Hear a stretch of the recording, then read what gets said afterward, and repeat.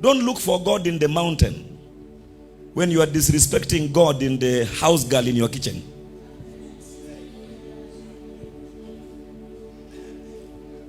If you knew the anointing in your house girl, if you knew the anointing on your watchman, if you knew the anointing on a man that cannot help you, if you knew God, if you knew where God lives, God has chosen some residential areas where we cannot go.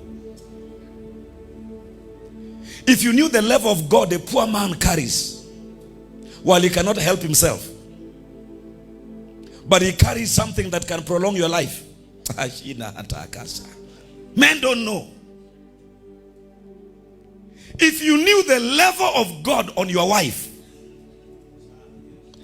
if you knew what happens when your wife prays for you with her tears, if you knew the anointing of God on a husband, what do you want me to show you? If you knew that honoring your husband can be more powerful than 40 days of prayer. If you knew that a new car for your wife can prolong your life by 30 years. If you knew. The challenge is men don't know. And so they go to the hill to look for God while God is crying in their bed. 1 Peter chapter 3. In verse number 7.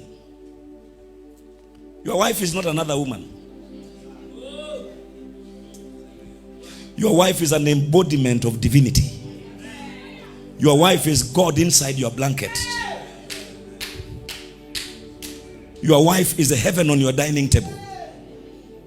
We can tell your fear for God by how you serve your husband. Your husband is not another man. Your wife is not another useless woman. No matter how prayerful you are, the tears of your wife can destroy your ministry. The tears of your wife. People are looking for God while they leave God to sleep on torn mattress in the form of parents. And they are looking for God in the mountain. Shouting and screaming, I receive. While they have left God to sleep on torn mattresses. God is borrowing clothes to go to a funeral, and they are breaking curses that don't exist. If men knew, if you knew the level of God embodied on a man called a man of God,